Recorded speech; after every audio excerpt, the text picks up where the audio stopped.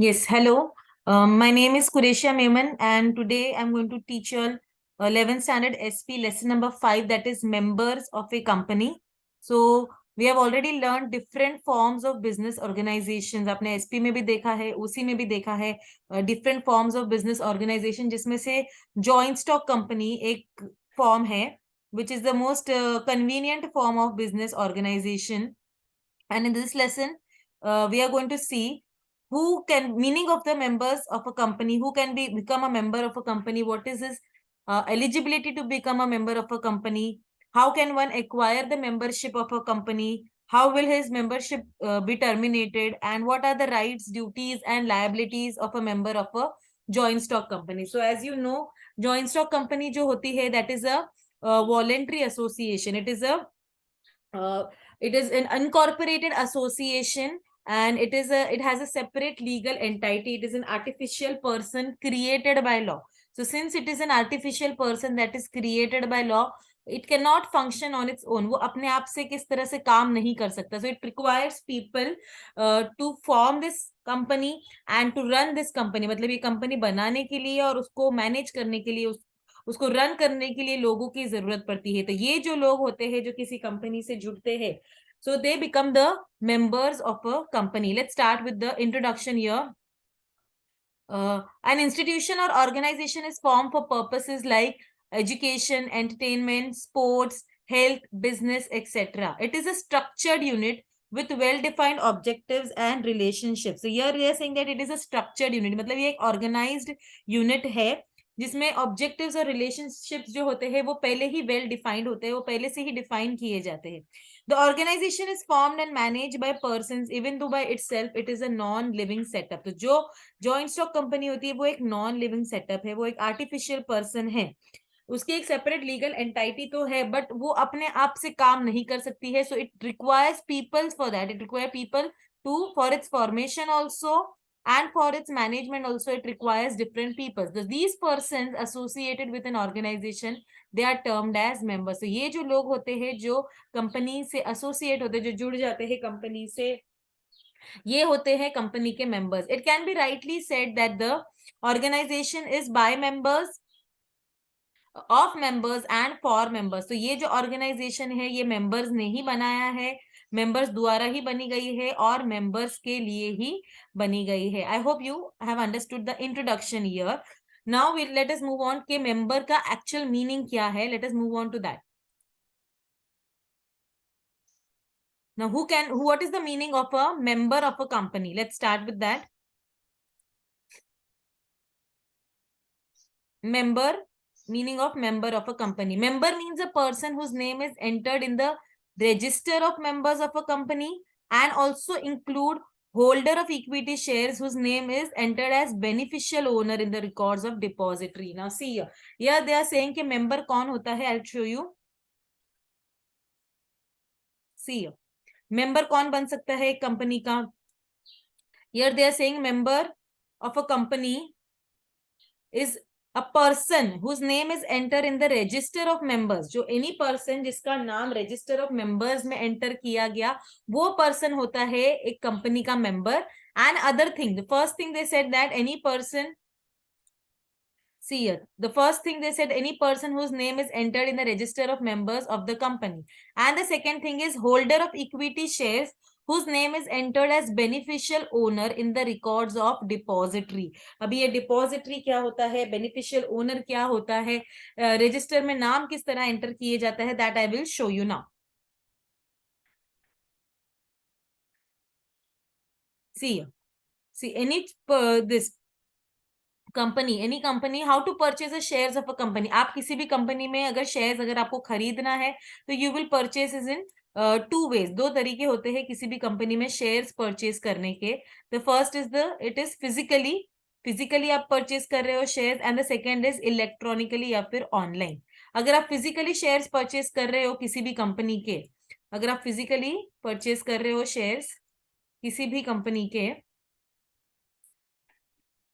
तो आप उसका एप्लीकेशन फॉर्म भरेंगे, आप एप्लीकेशन मनी देंगे और कंपनी में अप्लाई करेंगे. कंपनी क्या करेगी, आपका एप्लीकेशन फॉर्म जो है वो चेक करेगी. अगर उनको सब ठीक लगा तो वो दो चीजें कर सकती है, या तो वो आपका जो है एप्लीकेशन वो एक्सेप्ट कर लेगी, वेट, या तो आपका एप्लीकेशन जो है वो एक्सेप्ट हो जाएगा, या फिर आपका एप्लीकेशन जो है वो रिजेक्ट हो जाएगा। तो अगर एप्लीकेशन अगर आपका एक्सेप्ट हो जाता है तो आपको शेयर्स अलॉट किए जाएंगे और आपका जो नाम है वो कंपनी के आरओएम मतलब रजिस्टर ऑफ मेंबर्स में एंटर किया जाता है। तो जैसे आप जब आप स्कूल कॉलेज में या स्कूल्स में एडमिशन्स लेते हो तो आपको एडमिशन मिलने के बाद एक एप्लीकेशन फॉर्म दिया जाता है, आप वो फॉर्म भरते हो, फिर उसके एडमिशन की जो फीस होती है वो भरते हो, जो इंस्टीट्यूट है वो सारे डॉक्यूमेंट्स वेरीफाई करते हैं, अगर उनको ठीक लगा तो वो आपको एडमिशन दे देते हैं।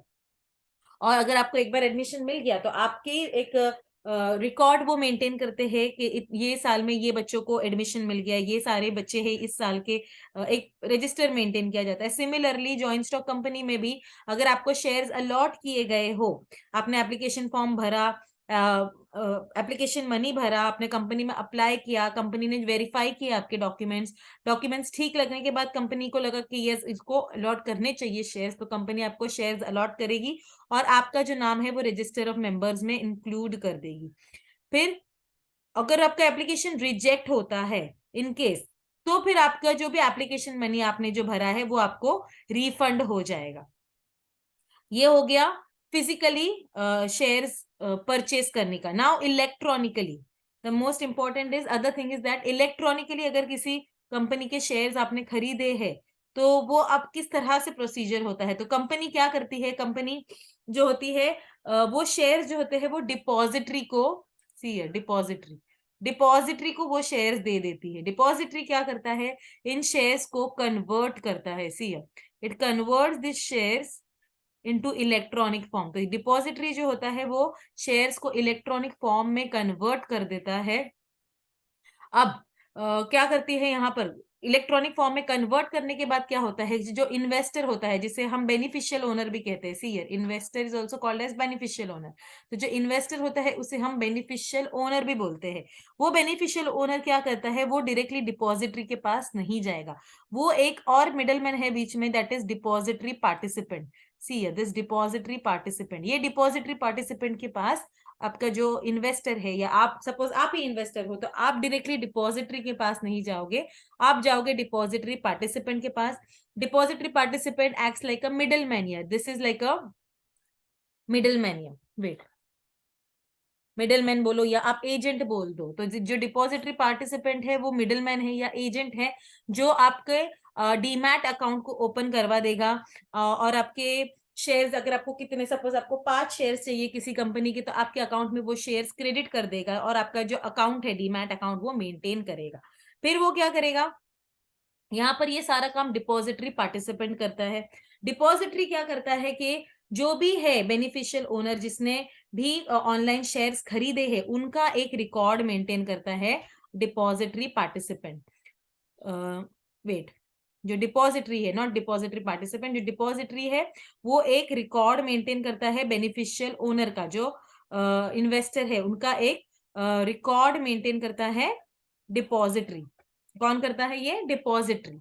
और कंपनी क्या करती है, अपने आरओएम मतलब अपने रजिस्टर ऑफ मेंबर्स में कंपनी जो है वो डिपॉजिटरी का नाम डाल देती है। अंडरस्टूड। तो कंपनी क्या करती है, शेयर्स डिपॉजिटरी को देती है और डिपॉजिटरी का नाम अपने रजिस्टर ऑफ मेंबर्स में डाल देती है। डिपॉजिटरी क्या करता है, शेयर्स को इलेक्ट्रॉनिक फॉर्म में कन्वर्ट करता है, राइट। और इन्वेस्टर जो होता है वो डिपॉजिटरी पार्टिसिपेंट के पास जाता है, उनको बोलता है हमको शेयर्स खरीदने हैं। डिपॉजिटरी पार्टिसिपेंट अकाउंट ओपन करवा के देता है डिपॉजिटरी के लिए या इन्वेस्टर के लिए। डिपॉजिटरी पार्टिसिपेंट जो होता है वो इन्वेस्टर या बेनिफिशियल ओनर के लिए वो अकाउंट ओपन करवा के देता है, उनके अकाउंट में शेयर्स क्रेडिट करके देता है, उनका डीमैट अकाउंट मेंटेन करता है और वो इन्फॉर्म करता है डिपॉजिटरी को अबाउट द इन्वेस्टर और बेनिफिशियल ओनर। तो डिपॉजिटरी क्या करता है, अपने पास एक रिकॉर्ड मेंटेन करता है बेनिफिशियल ओनर का या फिर इन्वेस्टर का। I hope this is clear ना। तो यार हमने ऊपर क्या देखा, यहाँ पर क्या बोला गया है कि कंपनी के मेंबर किसको माना जाएगा, any person whose name is entered in the register of members. See हमने देखा ना ऑलरेडी कि any person whose name is entered in the register of members of the company. ये कब हो जाएगा? जब फिजिकली आपको दिए जाते हैं शेयर्स, तब ये आपका जो नाम है वो एंटर किया जाएगा रजिस्टर ऑफ मेंबर्स में, जब आपको शेयर्स फिजिकली दिए जाएंगे। Wait, let me write here. यहाँ पर हो गया फिजिकली। फिजिकली जब आपको शेयर्स अलॉट किए जाते हैं तो आपका जो नाम होता है वो रजिस्टर ऑफ मेंबर्स में इंक्लूड किया जाता है जब आपको शेयर्स अलॉट किए जाएंगे। अभी यहाँ पर सेकेंड कंडीशन किया गया था कि holder of equity shares whose name is entered as the beneficial owner, member holder of equity shares whose name is entered as beneficial owner in the records of depository। तो जैसे मैंने आपको बताया कि जो ऑनलाइन खरीदते हैं, जो भी ऑनलाइन खरीदते हैं शेयर्स, उनका एक रिकॉर्ड डिपॉजिटरी मेंटेन करती है। जो बेनिफिशियल ओनर होते हैं, बेनिफिशियल ओनर का दूसरा नाम होता है इन्वेस्टर भी। इन्वेस्टर जो भी इन्वेस्ट करते हैं कंपनी में, जो भी इन्वेस्ट करते हैं कोई कंपनी में, वो डिपॉजिटरी उनका एक रिकॉर्ड मेंटेन करती है। तो जिसका भी नाम डिपॉजिटरी के अकाउंट इसमें रिकॉर्ड्स में है, जिसका भी नाम डिपॉजिटरी के रिकॉर्ड्स में है एज बेनिफिशियल ओनर, वो इंसान भी कंपनी का मेंबर कंसिडर किया जाता है। डिपॉजिटरी के बारे में मैंने अभी आपको ऐसे ऊपर से एक आइडिया दे दिया है, लेकिन उसके बारे में डिटेल में जो है आप एक पूरा लेसन है 12th स्टैंडर्ड में जो आप नेक्स्ट ईयर पढ़ोगे। I hope this is clear. Now let's move on. तो यहाँ पर हमने देखा कि कंपनी के मेंबर्स कौन कौन होते हैं। Any person whose name is entered in the register of members of a company and any person whose name is entered as beneficial owner in the records of depository. Don't forget कि जो depository है, हमने अभी देखा, जो depository है वो क्या करता है, वो शेयर्स को इलेक्ट्रॉनिक फॉर्म में कन्वर्ट करता है और वो डिपॉजिटरी पार्टिसिपेंट को देता है। डिपॉजिटरी पार्टिसिपेंट इन्वेस्टर्स को देते हैं शेयर्स, और इन्वेस्टर्स के बारे में इंफॉर्मेशन वो डिपॉजिटरी को देते हैं। डिपॉजिटरी क्या करता है, एक रिकॉर्ड मेंटेन करता है इन्वेस्टर्स का, जिसे हम बेनिफिशियल ओनर भी कहते हैं। और कंपनी क्या करती है, अपने रजिस्टर ऑफ मेंबर्स में, बिकॉज इतने सारे होते हैं through out the day, online transaction इतने सारे होते हैं कि कंपनी इंडिविजुअली सबका रिकॉर्ड नहीं रख सकती, तो वो डिपॉजिटरी का ही नाम अपने रजिस्टर ऑफ मेंबर्स में डाल देती है। बट एक्चुअल में क्या डिपॉजिटरी शेयर होल्डर है? नहीं, डिपॉजिटरी शेयर होल्डर नहीं है। शेयर होल्डर्स कौन है? जो बेनिफिशियल ओनर्स हैं, जो डिपॉजिटरी पार्टिसिपेंट के पास से शेयर्स खरीदते हैं वो। तो और डिपॉजिटरी उनका एक रिकॉर्ड मेंटेन करती है। तो ये जो भी रिकॉर्ड में, डिपॉजिटरी के रिकॉर्ड में जिसका भी नाम एज बेनिफिशियल ओनर है, वो इंसान भी कंपनी का मेंबर माना जाता है। Let's move on. So here we have already seen कि कंपनी के मेंबर्स कौन कौन हो सकते हैं। तो उन्होंने यहाँ पर बताया दो चीजें जो हमने ऑलरेडी देख ली। अभी यहाँ पर वो क्या बोलते, there are two prerequisites for a person to become a member of the company. What are these two prerequisites? Let us see that. First is the agreement in writing to take shares of the company. Now see, अगर किसी भी company के आप shares खरीद रहे हो, मतलब ये एक एग्रीमेंट है, आपके और कंपनी के बीच में एक एग्रीमेंट हो रहा है। अगर आप किसी भी कंपनी के शेयर्स खरीद रहे हो, तो यह एक प्री रिक्विजिट क्या है, एक एसेंशियल चीज क्या है कि आपको एक एग्रीमेंट करना पड़ेगा जिसमें लिखा हुआ हो कि आप सो एंड सो कंपनी के शेयर्स खरीद रहे हैं। Second thing, the registration of the person so agreeing in register of members of the company. तो जो भी इंसान शेयर्स खरीद रहा है, उसका नाम जो है वो कंपनी के ROM या फिर रजिस्टर ऑफ मेंबर्स में इंक्लूड किया होना चाहिए, या उसका नाम जो है वो रिकॉर्ड होना चाहिए कंपनी के ROM या फिर रजिस्टर ऑफ मेंबर्स में। ROM, register of members, both are same. See, moving on now. Yes. Next, चलते हैं कि member versus share holders. Let's start with member versus share holder. Just a minute, मैं सारी ये, yes, let's start now. Who can be a member of a company? Who is a member? Who is a shareholder? Whether members and shareholders are same or not, that we are going to see now. Generally, buying shares is the most common and easiest way or medium where a person becomes member of the company.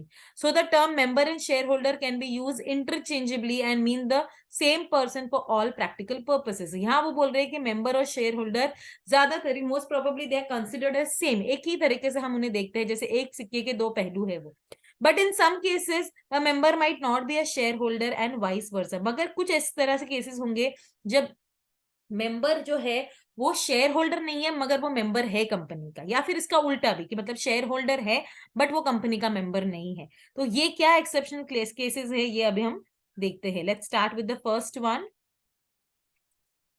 Member without being a share holder, मतलब company के आप member तो हो मगर आप share holder नहीं हो। तो फर्स्ट क्या दिया है, signatories to the memorandum of association. Memorandum of association the most important document of any company, जो कि जो प्राइमरी डॉक्यूमेंट होता है किसी भी कंपनी का, जो हमने ऑलरेडी देखा है प्रीवियस लेसन्स में कि बहुत ही इंपॉर्टेंट डॉक्यूमेंट्स जो होते हैं कंपनी के, एक तो होता है मेमोरेंडम ऑफ एसोसिएशन, दूसरा होता है आर्टिकल्स ऑफ एसोसिएशन। तो मेमोरेंडम ऑफ एसोसिएशन कौन सा होता है, it is the primary document of any company, जिसमें कंपनी के एम्स, ऑब्जेक्टिव्स, कंपनी को क्यों बनाया गया है वो सब मेंशन किया जाता है। And every company has to make this memorandum of association. So it is compulsory for all the companies to have a memorandum of association. तो जब भी कंपनी फॉर्म होती है, जब कंपनी बनती है, जो प्रमोटर्स होते हैं कंपनी के, जो प्रमोटर्स होते हैं कंपनी के, वो मेमोरेंडम ऑफ एसोसिएशन को बनाते हैं।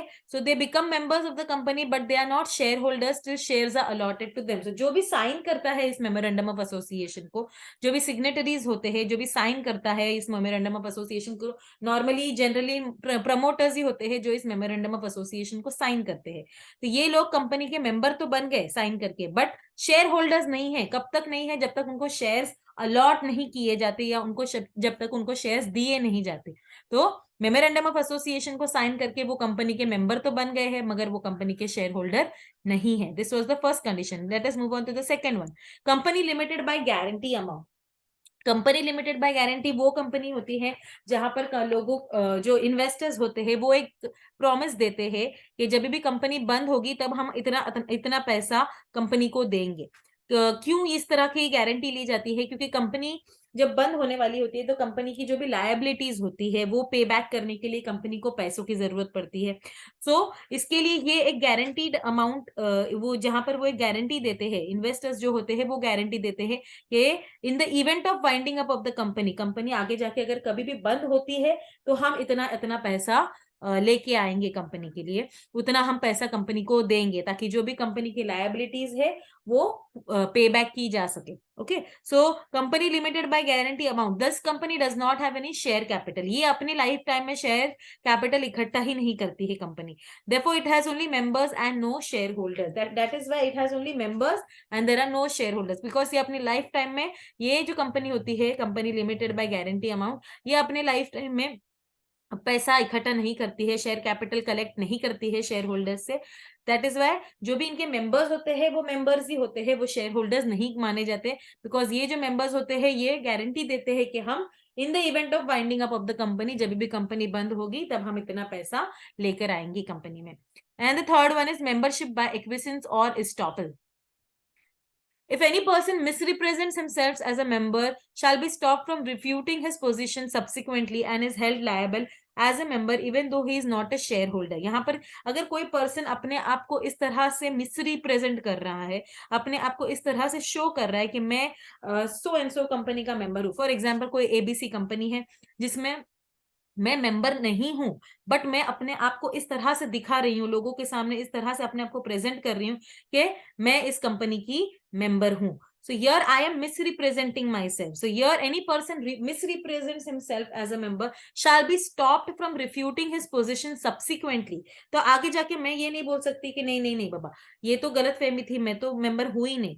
तो फिर कंपनी क्या बोलेगी, नहीं आपने अपने आप को अभी तक मेंबर दिखाया है, आपने आपको पता होते हुए भी कि आप मेंबर नहीं हो, आपने बताया है लोगों को कि आप मेंबर है, आपने अपने आप को इस तरह से प्रेजेंट किया है कि आप ये कंपनी के मेंबर हो, तो अभी आप कंपनी के मेंबर ही माने जाएंगे और कंपनी की जो भी लायबिलिटीज है उसको पे बैक करने में आपको अपना सपोर्ट देना ही होगा। So he shall be stop from refuting his position subsequently, मतलब आगे जाके मैं अपनी जो पोजीशन मैंने अपनी जो बनाई है वो मैं रिफ्यूज नहीं कर सकती। And his held liable as a member even though he is not a share holder. So ये जो भी कंपनी है उसमें मैं तो शेयर होल्डर नहीं हूं, मैंने सिर्फ अपने आप को दिखाया है लोगों को इस तरह कि मैं मेंबर हूं, तो मैं शेयर होल्डर तो नहीं हूं मगर मैंने अपने आप को मेंबर की तरह प्रेजेंट किया है। दैट इज वाई कंपनी मुझे बोलेगी कि नहीं अभी आप भी लायबल हो एज ए मेंबर, आपको आपने अपने आप को मेंबर शो किया है तो अभी आप मेंबर ही कंसिडर किए जाओगे। बट मुझे तो कोई शेयर्स दिए नहीं गए हैं, तो मैं शेयर होल्डर नहीं हूँ। A person who knowingly permits entering his name in register of members. इसके अलावा अगर कोई इंसान है जिसे पता है कि कंपनी जो है वो बाय मिस्टेक मेरा नाम मेंबर्स के लिए कंसिडर कर रही है, बाय मिस्टेक मेरा नाम जो है मेंबर्स के लिए कंसिडर कर रही है, तो और मैंने वो पता होने के बाद भी मैंने मना नहीं किया, मैंने वो रेक्टिफाई नहीं करवाया, जो भी एरर हुआ है वो रेक्टिफाई नहीं करवाया, तो in that case also company जो है वो मुझे लायबल हेल्ड करेगी और मुझे बोलेगी कि आपको पता था लेकिन आपने फिर भी ये करेक्शन नहीं करवाया, कि जो कंपनी से जो मिस्टेक हो रही है वो आपने नहीं रेक्टिफाई करवाया, पता होने के बावजूद भी आपने कुछ नहीं कहा, तो अभी आप कंपनी के मेंबर की तरह ही माने जाओगे और आपको भी सारी लायबिलिटीज आपके ऊपर भी, एज जो भी मेंबर्स की लायबिलिटीज होती है वो अभी आपके ऊपर भी लागू हो जाएगी। Next is transfer of shares. The transferor of shares continues to be member of company till his name is removed from the register of members and replaced with the name of transferee. See, transfer of shares में दो parties involved होती है, एक होता है transferee, एक transferor और एक होता है transferee. For example, कोई कंपनी में मिस्टर एक्स जो है, मिस्टर एक्स कोई एबीसी कंपनी में है जिसमें मिस्टर एक्स है, वो ऑलरेडी शेयर होल्डर है और उनको अपने शेयर जो है वो ट्रांसफर करने हैं। So he wishes to transfer his shares, transfer his shares to Mr. Y. तो यहां इन दिस केस मिस्टर एक्स क्या हो जाएंगे, ट्रांसफरर,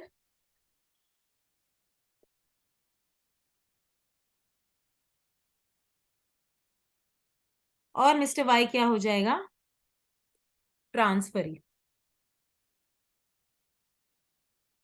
सो यह mister X transferor transfers his share to mister Y. तो अगर एक इंसान दूसरे इंसान को शेयर्स अपने ट्रांसफर करना चाहे, तो यहाँ पर जैसे मिस्टर एक्स चाहते हैं कि आप उनके शेयर्स जो है वो मिस्टर वाई को ट्रांसफर हो जाए, तो मिस्टर एक्स क्या है, ट्रांसफरर है, और मिस्टर वाई क्या बन जाएंगे, ट्रांसफरी।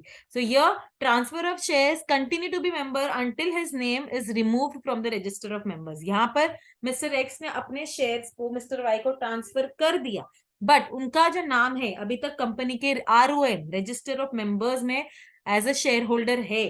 तो जब तक वो नाम नहीं कैंसिल हो जाता, यहाँ पर जब तक वो नाम रिप्लेस नहीं हो जाता, मिस्टर एक्स का मिस्टर वाई से नाम जब तक रिप्लेस नहीं हो जाता, तब तक मिस्टर एक्स ही कंसिडर किए जाएंगे कंपनी के शेयर होल्डर। सो यर transferor of shares continue to be member of company till his name is removed from register of member and replaced with the name of transferee. तो जो mister X है, जो transferor है, उनके ही will continue to be the member of the company. वो company के member कब तक कहलाए जाएंगे, जब तक कि उनका जो नाम है वो रजिस्टर ऑफ मेंबर से कट करके मिस्टर वाई का नाम वहां पर एंटर नहीं किया जाता, तब तक वो मिस्टर एक्स जो है वो कंपनी के मेंबर ही माने जाएंगे। जबकि शेयर्स ऑलरेडी ट्रांसफर हो चुके हैं, शेयर्स ऑलरेडी उन्होंने ट्रांसफर कर दिए, बट नाम अभी तक उनका रजिस्टर ऑफ मेंबर्स में है, तब इसके लिए वो अभी तक कंपनी के मेंबर माने जाएंगे। कब तक माने जाएंगे, जब तक उनका नाम हटा के मिस्टर वाई का नाम वहां पर नहीं ऐड किया जाता, तब तक मिस्टर एक्स जो है वो कंपनी के मेंबर ही माने जाएंगे। Next, moving on.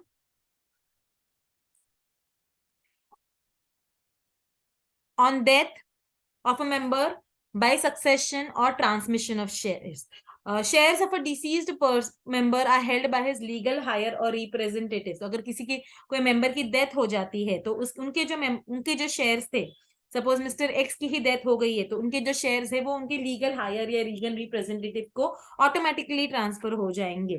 For example, अगर मिस्टर एक्स का कोई बेटा है या बेटी है, तो उनके यहाँ पर ऐसे ले लीजिए कि अगर मिस्टर एक्स की वाइफ को उनके शेयर्स ट्रांसफर हो जाएंगे। The deceased person ceases to be the share holder but continues to be member till transmission is effective. Transmission is the process where in the shares of a deceased are registered in the name of his legal representative.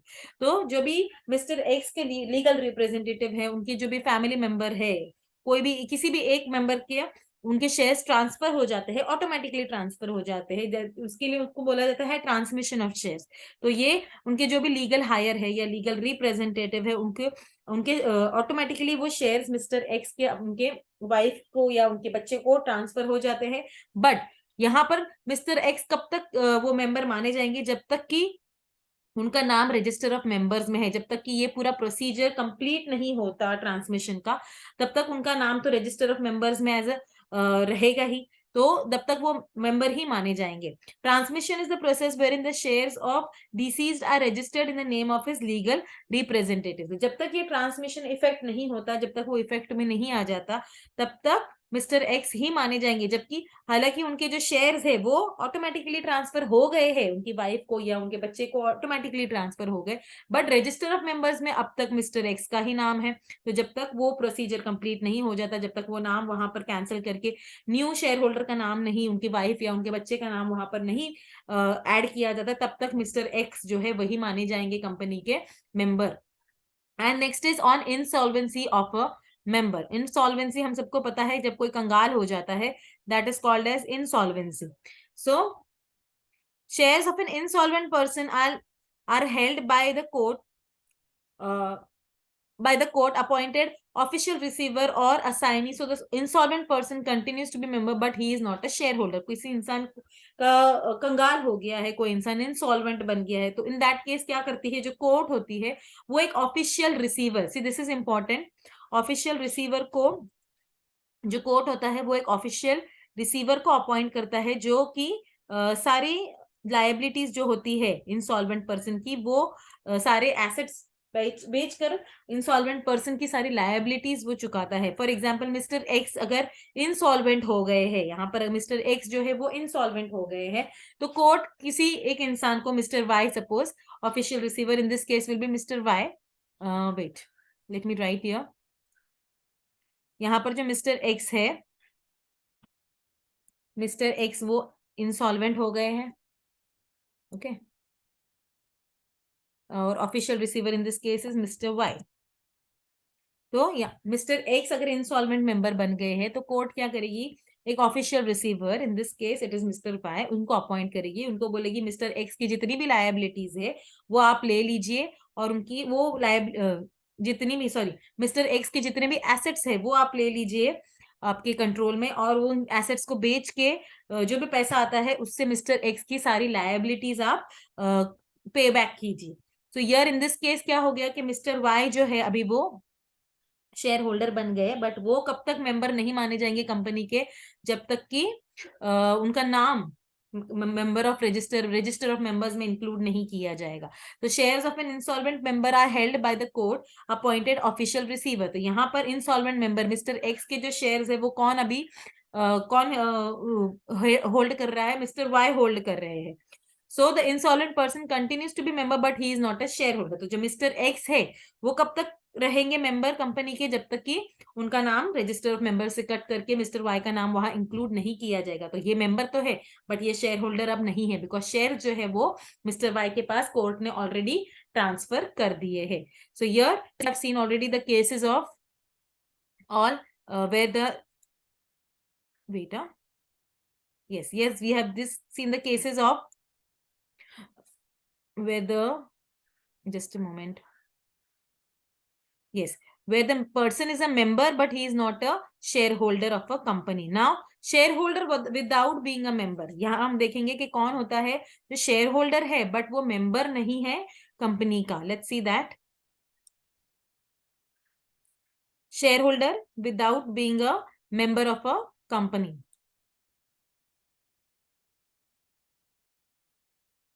the transferor or buyer of the shares, the transferee, sorry, transferee जिनको shares transfer किए गए हैं, official receiver in the case of insolvency, legal hire in the case of death, as explained above are shareholders but they are not the members of the company। यहाँ पर जैसे हमने वही जो हम देखे अभी तक सेम वही चीज है कि जो भी ट्रांसफरी था, जब जब हमने ट्रांसफर ऑफ शेयर्स देखा, तो जो भी ट्रांसफरी था इन दैट केस, जिसको भी शेयर्स ट्रांसफर किए जा रहे थे, वो सेकेंड केस इंसॉल्वेंसी का जब हमने देखा, जहां पर कोर्ट एक ऑफिशियल रिसीवर अपॉइंट करती है, that person that official receiver, और या फिर डेथ के केस में अगर शेयर होल्डर की डेथ हो जाती है, तो जो भी उनका लीगल हायर है वो, ये सारे जो लोग थे ये सारे को या तो शेयर जो थे वो ऑटोमेटिकली ट्रांसफर किए गए थे या कोर्ट के द्वारा किए गए थे या वॉलंटरीली किए गए थे, तो ये सारे शेयर होल्डर्स तो बन गए थे, बट ये सारे क्या थे, मेंबर्स नहीं थे कंपनी के। क्यों नहीं थे? क्योंकि इन लोगों का नाम अभी तक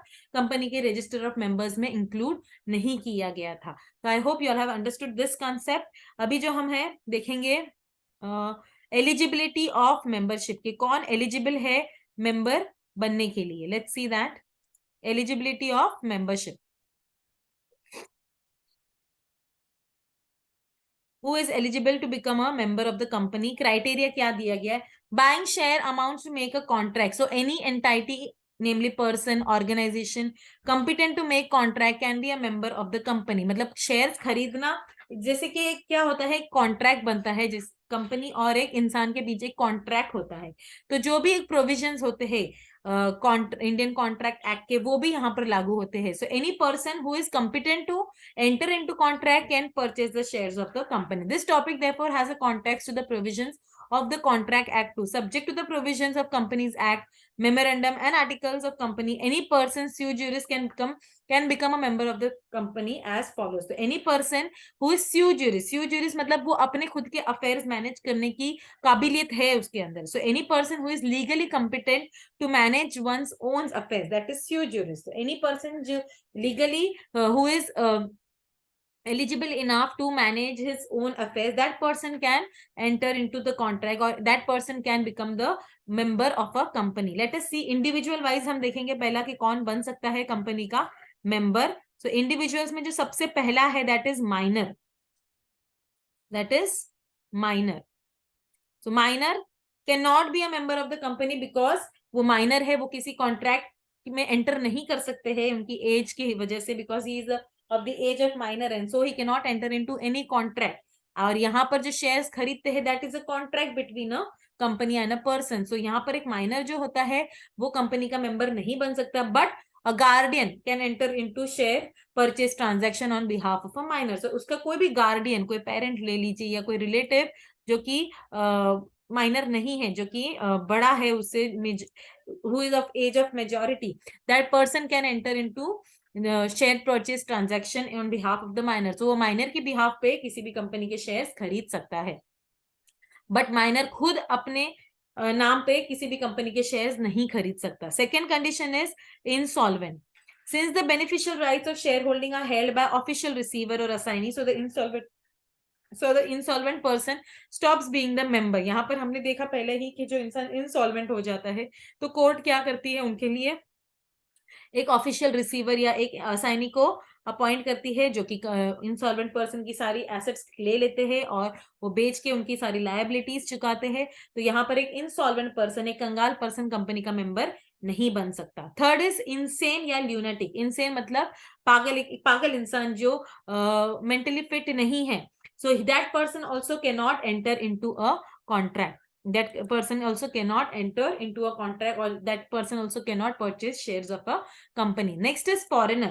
Since a foreigner can enter into contract, foreigner can buy shares to be member of an Indian company subject to the provisions of FEMA 1999. So foreigner जो है वो एक contract में enter कर सकते हैं. इसके लिए जो foreigner है वो किसी भी company के shares भी purchase कर सकते हैं, but उनको जो है सारी provisions, जो भी सारे rules and regulations FEMA Act में दिए गए हैं, provisions of FEMA Act 1999 has to be followed. So a foreigner can enter into a contract, or a foreigner can purchase the shares of a company, can become a member of a company subject to the provisions of FEMA 1999. ये FEMA क्या होता है? Foreign Exchange Management Act, जो कि 1999 में पास किया गया था. That enables external trade and it promotes foreign exchange market in India. So ये हमने अब तक देखा individuals.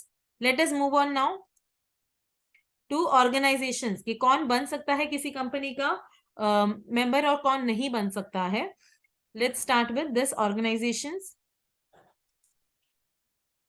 First is company.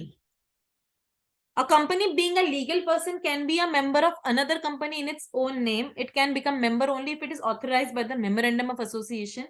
Company can not invest in its own share. एक कंपनी, एक जॉइंट स्टॉक कंपनी दूसरी कंपनी की मेंबर बन सकती है, बट वो अपने खुद के शेयर्स में जो है इन्वेस्ट नहीं कर सकती है। So because company is a legal person, हमने डेफिनेशन में भी देखा था कि कंपनी जो होती है that is an artificial person created by law. So उसकी एक सेपरेट आइडेंटिटी होती है, तो वो अपने नाम पे, कंपनी जो है XYZ कंपनी, वो अपने नाम पे दूसरी कंपनी के मेंबर बन सकती है, बट वो अपने खुद के शेयर्स में इन्वेस्ट नहीं कर सकती। Second is cooperative society. Yes, cooperative society भी एक रजिस्टर्ड एंटाइटी है, तो वो भी किसी भी कंपनी के मेंबर बन सकती है। फिर है लिमिटेड लायबिलिटी पार्टनरशिप, वो भी एक ज्यूरिस्टिक पर्सन है, उनकी भी एक अपनी सेपरेट आइडेंटिटी होती है, तो वो भी मेंबर बन सकती है किसी दूसरी कंपनी के। उसके बाद है Hindu undivided family. Hindu undivided family के बारे में क्या है कि the act does not prohibit membership of HUF but shares can be registered only in the name of the कर्ता। हिंदू अनडिवाइडेड फैमिली में क्या होता है, जो कर्ता होता है he is the head of the family, तो जो शेयर्स है वो कर्ता के नाम पे रजिस्टर कर सकते हैं, कर्ता अपने नाम पे शेयर्स ले सकता है, बट वो बिजनेस के नाम पे वो अपना शेयर्स नहीं ले सकते। सो जो करता है वो सिर्फ अपने ही नाम पे किसी भी कंपनी के शेयर्स खरीद सकता है और मेंबर बन सकता है। फिर है partnership firm. The firm can not be the member of the company as it is not a registered entity, but firm can hold shares of company in the name of individual partners. Yes, firm अपने नाम पे, जो firm है वो अपने नाम पे वो किसी और कंपनी के मेंबर्स नहीं बन सकते, बट अपने इंडिविजुअल पार्टनर्स के नाम पे, इंडिविजुअल जो पार्टनर्स होते हैं किसी पार्टनरशिप फर्म के, वो पार्टनर्स अपने नाम पे किसी दूसरी कंपनी के शेयर्स खरीद सकते हैं और वो मेंबर्स बन सकते हैं। And last is trust. Registered है अगर ट्रस्ट, तो yes it can become the share holder of a company in its own name. So अगर ट्रस्ट रजिस्टर्ड है, उसकी अपनी एक सेपरेट लीगल एंटाइटी है, आइडेंटिटी अलग है, तो yes it can become a member of a company in its own name. So यही चीज यहाँ पर दी गई है। अगेन, कौन मेंबर बन सकता है, कौन मेंबर नहीं बन सकता है, लेट अस सी दिस।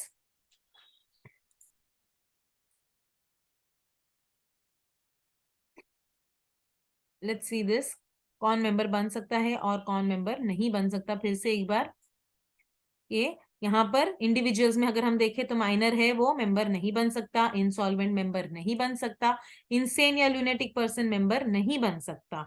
सो अगर इंडिविजुअल में देखें तो कौन बन सकता है, फॉरेनर जो है यस बन सकता है, एक foreigner member of a company subject to the provisions of FEMA 1999। और हिंदू अनडिवाइडेड फैमिली जो होती है अगर है, तो इन दैट केस कर्ता जो होता है वो बन सकते हैं मेंबर किसी दूसरी कंपनी के। पार्टनरशिप फर्म में पार्टनर्स अपने इंडिविजुअल नाम पे किसी कंपनी के शेयर्स खरीद कर उनके बन सकते हैं। And then is company organizations में अगर हम देखें तो एक जॉइंट स्टॉक कंपनी दूसरी जॉइंट स्टॉक कंपनी की मेंबर बन सकती है, एक कोऑपरेटिव सोसाइटी दूसरी कंपनी की मेंबर बन सकती है, लिमिटेड लायबिलिटी पार्टनरशिप भी बन सकती है किसी कंपनी की मेंबर। हिंदू अनडिवाइडेड फैमिली नहीं बन सकती, एक हिंदू अनडिवाइडेड फैमिली किसी भी कंपनी की मेंबर नहीं बन सकती, सिर्फ कर्ता अपने नाम पे शेयर्स खरीद सकता है। पार्टनरशिप फर्म भी अपने नाम पे शेयर्स नहीं खरीद सकती, पार्टनरशिप फर्म किसी दूसरी कंपनी की मेंबर नहीं बन सकती, बट इंडिविजुअल पार्टनर्स यस वो बन सकते हैं। और लास्ट जो है वो है ट्रस्ट। ट्रस्ट एक रजिस्टर्ड ट्रस्ट जो होता है वो दूसरी कंपनी का मेंबर बन सकता है। सो ये हमने आज देखा। हमने आज क्या क्या देखा, इंट्रोडक्शन देखा, मीनिंग ऑफ मेंबर देखा, और member without being a share holder without being a member देखा, और एलिजिबिलिटी ऑफ मेंबरशिप हमने आज देखी। नेक्स्ट लेक्चर में हम देखेंगे कि acquisition of membership, termination of membership, on rights duties and liabilities of a member.